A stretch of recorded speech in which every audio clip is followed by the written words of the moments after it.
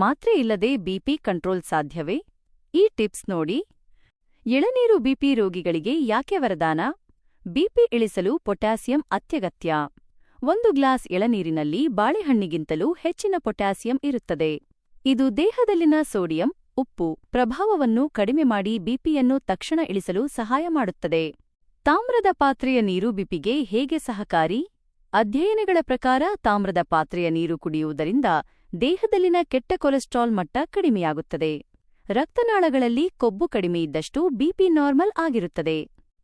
ಬಾದಾಮಿ ಮತ್ತು ಅಕ್ರೋಟ್ನಿಂದ ಆಗುವ ಉಪಯೋಗಗಳು. ಇವುಗಳನ್ನು ನಿಯಮಿತವಾಗಿ ತಿನ್ನುವುದರಿಂದ ರಕ್ತನಾಳಗಳು ಗಟ್ಟಿಯಾಗುವುದು ತಪ್ಪುತ್ತದೆ ಮತ್ತು ಅವುಗಳು ಹೆಚ್ಚು ಸ್ಥಿತಿಸ್ಥಾಪಕತ್ವವನ್ನು ಫ್ಲೆಕ್ಸಿಬಲ್ ಪಡೆಯುತ್ತವೆ. ಇದರಿಂದ ರಕ್ತದ ಒತ್ತಡ ಕಡಿಮೆಯಾಗುತ್ತದೆ. ಎಣ್ಣೆ ಪದಾರ್ಥಗಳನ್ನು ಕಡಿಮೆ ಮಾಡಿ. ಅತಿಯಾದ ಎಣ್ಣೆ ಮತ್ತು ಕರಿದ ಪದಾರ್ಥಗಳು ಕೊಲೆಸ್ಟ್ರಾಲ್ ಹೆಚ್ಚಿಸುತ್ತವೆ. ಇದು ರಕ್ತ ಸಂಚಾರಕ್ಕೆ ಅಡ್ಡಿ ಉಂಟುಮಾಡುತ್ತದೆ. ನೆನೆಸಿದ ಒಣದ್ರಾಕ್ಷಿಯ ಅದ್ಭುತ ಪ್ರಯೋಜನಗಳು. ಒಣದ್ರಾಕ್ಷಿಯಲ್ಲಿ ಪೊಟ್ಯಾಸಿಯಂ ಅಧಿಕವಾಗಿರುತ್ತದೆ. ಇದು ದೇಹದಲ್ಲಿನ ಸೋಡಿಯಂ, ಉಪ್ಪು ಪ್ರಮಾಣವನ್ನು ಸಮತೋಲನಗೊಳಿಸಿ ರಕ್ತದೊತ್ತಡವನ್ನು ತಕ್ಷಣವೇ ಇಳಿಸಲು ಸಹಾಯ ಮಾಡುತ್ತದೆ. ಮೊಸರು ಮತ್ತು ಮಜ್ಜಿಗೆಯಿಂದ ಬಿಪಿ ಹೇಗೆ ಕಡಿಮೆಯಾಗುತ್ತದೆ? ಮೊಸರು ಬಿಪಿ ನಿಯಂತ್ರಿಸಲು ಕ್ಯಾಲ್ಸಿಯಂ ತುಂಬಾ ಮುಖ್ಯ. ಮಜ್ಜಿಗೆಯಿಂದ ಕಿಡ್ನಿಗಳು ಹೆಚ್ಚುವರಿ ಉಪ್ಪನ್ನು ದೇಹದಿಂದ ಹೊರಹಾಕಲು ಸಹಾಯ ಮಾಡುತ್ತದೆ.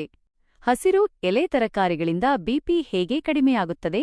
ಪಾಲಕ್, ದಂಟು ಅಥವಾ ಮೆಂತೆ ಸೊಪ್ಪಿನಲ್ಲಿ ನೈಸರ್ಗಿಕ ನೈಟ್ರೇಟ್ಸ್ ಇರುತ್ತವೆ. ಇವು ದೇಹದಲ್ಲಿ ನೈಟ್ರಿಕ್ ಆಕ್ಸೈಡ್ ಆಗಿ ಬದಲಾಗುತ್ತವೆ. ಇದು ರಕ್ತನಾಳಗಳನ್ನು ಅಗಲಗೊಳಿಸಿ ರಿಲ್ಯಾಕ್ಸ್ ರಕ್ತ ಸರಾಗವಾಗಿ ಹರಿಯುವಂತೆ ಮಾಡುತ್ತದೆ. ಇದರಿಂದ ಬಿಪಿ ತಕ್ಷಣ ಇಳಿಯುತ್ತದೆ. ಹಣ್ಣಿನ ಜ್ಯೂಸ್ಗಿಂತ ಹಣ್ಣು ತಿನ್ನುವುದೇ ಯಾಕೆ ಬೆಸ್ಟ್? ಹಣ್ಣನ್ನು ಜ್ಯೂಸ್ ಮಾಡಿದಾಗ ಅದರಲ್ಲಿರುವ ಅತ್ಯಮೂಲ್ಯವಾದ ನಾರಿನಂಶ ಫೈಬರ್ ನಾಶವಾಗುತ್ತದೆ. ನಾರಿನಂಶವು ದೇಹದಲ್ಲಿನ ಕೊಲೆಸ್ಟ್ರಾಲ್ ಅನ್ನು ಕಡಿಮೆ ಮಾಡಲು ಮತ್ತು ರಕ್ತದೊತ್ತಡವನ್ನು ಸ್ಥಿರವಾಗಿಡಲು ಬಹಳ ಮುಖ್ಯ. ಕೆಫೀನ್ ಸೇವನೆ ಮಿತಿಗೊಳಿಸಿ. ಅತಿಯಾದ ಕಾಫಿ ಅಥವಾ ಟೀ ಸೇವನೆ ಬಿಪಿಯನ್ನು ತಕ್ಷಣವೇ ಹೆಚ್ಚಿಸಬಹುದು. ಇವುಗಳ ಬದಲು ಗ್ರೀನ್ ಟೀ ಅಥವಾ ನೀರು ಕುಡಿಯಿರಿ. ನಿಯಮಿತ ತಪಾಸಣೆ, ರೆಗ್ಯುಲರ್ ಚೆಕಪ್, ತಿಂಗಳಿಗೊಮ್ಮೆ ಅಥವಾ ವೈದ್ಯರು ಸೂಚಿಸಿದಂತೆ ಬಿಪಿ ಪರೀಕ್ಷಿಸಿಕೊಳ್ಳಿ. ಇದರಿಂದ ನಿಮ್ಮ ಆರೋಗ್ಯದ ಏರಿಳಿತಗಳನ್ನು ಗಮನಿಸಬಹುದು.